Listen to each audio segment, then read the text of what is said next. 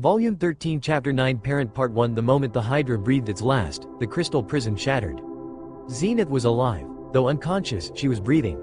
Scattered about the surrounding area were dozens of huge magic crystals and a large quantity of magic stones that comprised the Hydra's scaly armor. Further inside the room, a large amount of magic items had been dropped. If I sold those, I would become filthy rich. However, no one gleefully went to pick the treasure up. I surprised myself at how detached I was completing the work. There was a surreal feeling, like being in a dream. I would reply if asked, but my thoughts were empty. There was another me who seemed to be answering involuntarily. I cremated the remains of Paul in that place. Even though there were various reasons, I wanted to take the corpse back home with me.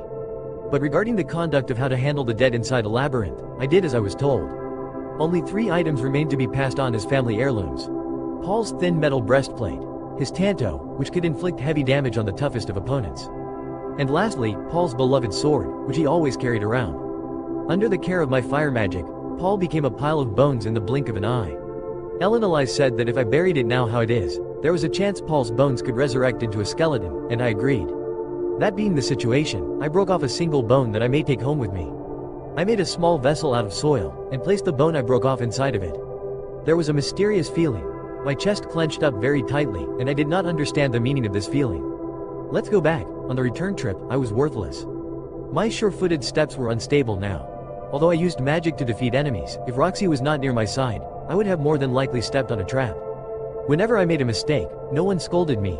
Elenalize, Roxy, Talhand, and Gisu all said nothing. There were not even the comfortable words of complaint. Everyone was at a loss for words. We escaped from the labyrinth after the 3rd day. Everyone took turns helping to carry Zenith for this long time.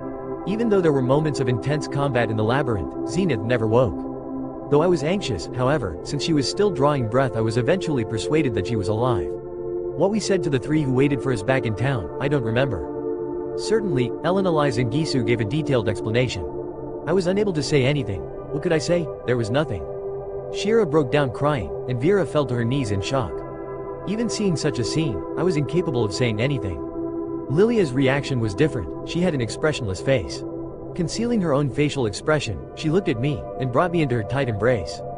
She conveyed so many feelings to me all at once. You've been through a lot, haven't you? Thank you for all your hard work. You can leave the rest to me. Please, rest for a while. I, who had such a feeling of emptiness, had to put forth some effort to nod in agreement. When I came back to the hotel, I took off my robe. Looking around the shoulder area of the robe, I see a deep tear. I should repair it with some sewing. Though I thought that, I tossed the robe at some corner of the room. Aqua Hardia, the tool bag, I tossed everything on top of the robe. I collapsed in a heap onto the bed. Part 2 That evening I had a dream. In that dream, I was in my previous form. The form of the slovenly and subservient NEET. However, Hitagami did not come out. There was no white-colored room either. It was just a memory of my previous life. That's right, just a dream about my previous life. I don't recall exactly when it was, but I remembered a scene of that time. In my previous life, at my house, even down to how my living room looked. And then, the dream shifted to my previous life's parents talking about me in the living room. Because it was just a scene in a dream, I didn't hear any voices. However, strangely, it was clear to me that I was the point of the discussion. Were my parents at that time worried about me? I didn't even know the cause of my parents' death. Even though the both of them died at the same time, I wasn't even sick about it. Was it an accident? Or perhaps it was suicide? Just before the moment of their death. I wonder what they thought of me. How could I think of my own self as anything other than that of a shameless NEET? Surely, there would have been an irritated feeling. Yeah, or at least thoughts about how I was deplorable. But the truth is, I just don't know. Sometimes, I saw my mother's face. Or father whom, after a certain point tired of dealing with me, stopped saying anything at all. At the time of their death, did they think about me for even an instant? And then, there was me. Me, who didn't even attend their funeral. What was I even thinking? To not even gather the bones of my parents. What on earth was I thinking? Why did I not even go to their funeral? I was scared. Even though my parents died, I could not lay my eyes upon them and grieve.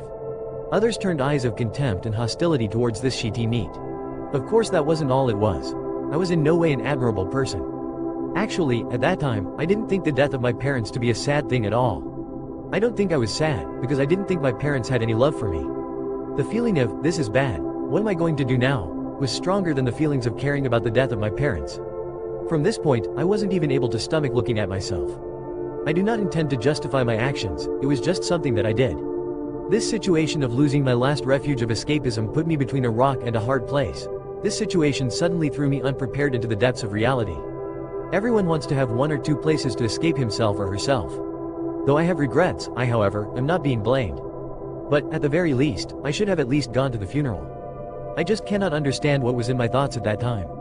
I should have at least seen the last face of my parents. I should have at least picked up their bones. Was the last face of Paul not worth worrying about? It wasn't a laughing face, it wasn't even a face that seemed satisfied. However, clinging to the corners of the mouth was a hint of a relieved smile. What were your last words going to be? What kind of faces did my previous parents express when they died? Why didn't I see it? Oh, how much I wanted to return and see their faces. Part 3 the next day. Waking up was the worst. The feeling of wanting to do nothing exerted its influence over my whole body. However, somehow I cheated it, and got out of bed. I went to the next room, to Lilia and Zenith. When Lilia sees me, she gives me a look of astonishment. Rudius-sama, are you feeling alright now? Sort of, for the time being. Wouldn't it be troublesome if I kept resting? It's okay even if Rudius-sama needs to rest a bit longer, no one would mind it at all. Listening to Lilia's advice, I went to the bedroom where I followed an urge to keep resting. However, more than that, there was an urge to do something, the feeling I had to keep moving forward. Please allow me to remain here. Is that how it is? Understood, please, have a seat then. In the end, I decided to examine Zenith's state, with the company of Lilia.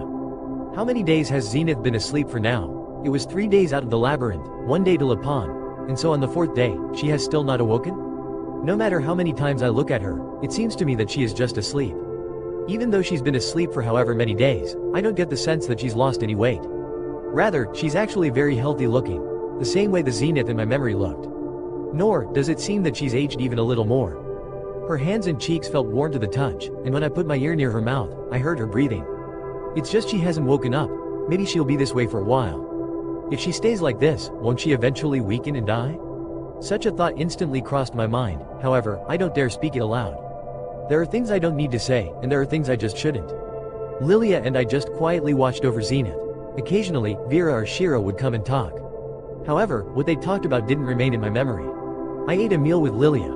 I wasn't feeling very hungry, and the food managed to stick to my throat. Though I tried to wash it down with water, I nearly vomited it out anyway. It wasn't until midday that there was any kind of change in the condition of Zenith. Lilia watching with me saw Zenith slowly opening her eyelids with a small groan. In that room were Lilia, Vera, and Ivera immediately ran off to call the others. I attentively watched over her as she tried to straighten her body upright. Normally, when someone is asleep for a number of days, it's difficult to sit up. However, Zenith was able to sit up almost entirely on her own, with a little help from Lilia. Good morning, madam. Lilia's smile blooms when she spoke to Zenith.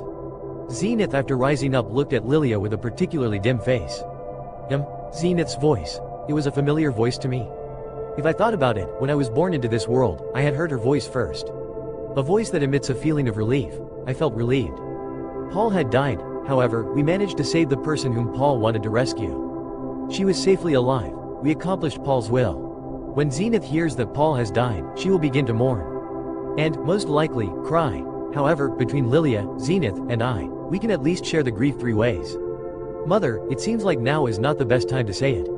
When she is able to take it easy and understand the present situation a bit better.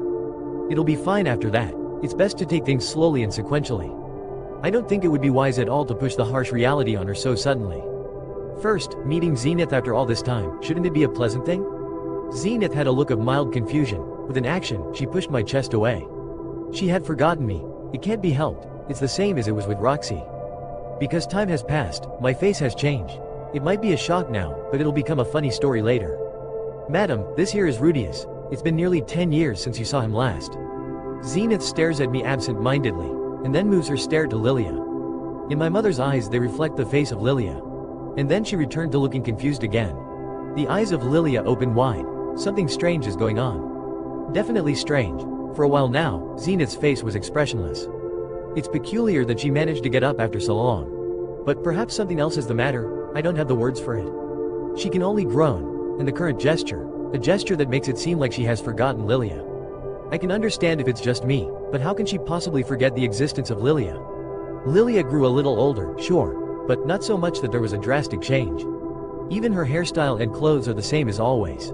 Her voice was poor. Her eyes were dim, her words were lost. We can only observe her reaction. Madam, could it possibly be? Lilia seemed to notice it too. Could it possibly be? We understood the meanings of those words there. It's a joke, right, that she lost her mind? Lilia and I talked about this many times. We reached a conclusion immediately. Though Zenith reacts to our voices, however, she cannot reply with words. That it's possible she can't understand what we are saying. Rudy is Sama, the madam, is lost. Zenith lost everything. Her memories, knowledge, and wisdom. All three things that is vital to form a person. She's an invalid, she's not capable of remembering Paul. My mother doesn't even remember Lilia or I who. How? What happened that it became like this? To be not able to remember anything, in other words, she cannot grieve the death of Paul. We cannot share the grief with Zenith, such a fact is now made clear. Ah, my heart is broken. Part 4. Since then, I wonder how many days have passed. My sense of time has become vague, waking, sleeping. Sleeping, waking. I repeated the motions many times. When I slept, my dreams kept playing back the moments of Paul's death. Paul slashes the Hydra. The Hydra's neck swings around. Paul pushes me away to evade the attack. Then Paul moves and the Hydra moves. I am unable to move. Paul kicks me and sends me flying out of the way. The head of the Hydra falls in front of me. Then, I jump to my feet. I take a moment to reaffirm that I'm not in a dream, and then drop myself back into the bed. I did not have the energy to stand, only enough energy to think. My thoughts are only on Paul. Paul, that guy. He was by no means a praiseworthy guy at all. He was a scumbag philanderer and an egotistical show-off. He was weak to adversity and quick to escape to the bottle. Surely, as material for a father, he would be disqualified. But I loved him, but it was a different kind of love. The love of Paul was very different. The Paul the first came to know was more like a partner in crime. While my mental age was superior, Paul's physical age was superior. Even if you accounted for all the knowledge of my previous life, because I was a shut-in for at least 10 years of that life, Paul probably had the upper hand in life experience. But that doesn't matter. Age doesn't matter. When I talked with Paul, I got the strong feeling he and I were the same type of man. I was never able to see him as a father. When I was a child, I never really thought much of him. But Paul took the time to raise me properly, as his child. This child, born from the contents of a deplorable 30-year-old. And who, no matter how others observed him, he exhibited strange behavior. Paul saw me as family, and never looked away in shame. There were certain parts that father and son couldn't meet. But even then, this guy saw me without fail, as his relation. There was never a time when he treated me like an outsider. To the very end, I was his son. He saw me only as his son, the Superman. We were completely backwards, but that guy had been my father the entire way. And he continued being a father, even while he had to move around and balance so many things. And then, he protected me until the very end. He, the father, protected me, the son. He risked it all, to save me, because it was the most natural act he could do as a father. And because of that, he died. It's a strange story. Me, who isn't a child, Paul, who is the father, Paul, who had 2 real children. Unlike my fake self, I mean, authentic, genuine children. Unlike my fake self, who had his soul from another world put in a male body, he had 2 docile, cute daughters. Norn and Aisha. Now, I will have to be the one to protect them. Don't you have 2 wives as well, Zenith, who you searched hard for over so many years and finally found? And Lilia, who supported you all that time until you could find her. 2 wives and 2 daughters, 4 people in total. How could you leave these 4 people behind, Paul?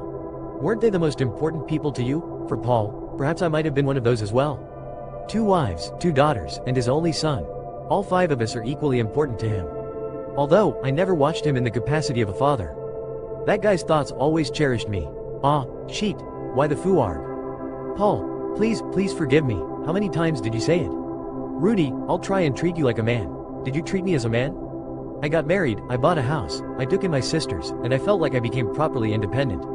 I came to help you. I even took an active role in the labyrinth party. It was my intention to remain independent. Did you have any trouble seeing it? And at the end, helping me, even at the cost of your own life. What did you want to tell me with your last words? Yet, why? Damn it, why? Why did you still protect me, who became independent? When I had to go back to Norn and Aisha, how'd I tell them about you? With the current state of things, how should I explain it to them? To the extent of Zenith, what should I do for her? And from this point ahead, how should I continue? Can you teach me, Paul? Truthfully, what did you think about at the end, Sheet?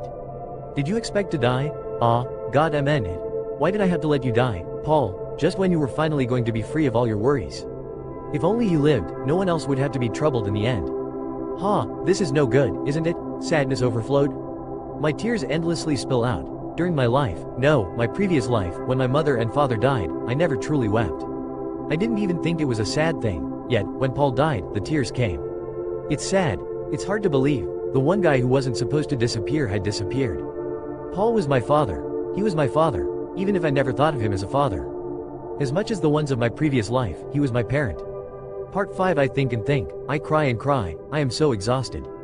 I don't want to do anything. With my lethargy, I have not been able to move from this one room. Even if I know there are things that still need to be done, I cannot muster the energy. I don't have enough power to leave the room even. I sleep, I wake, and I sit.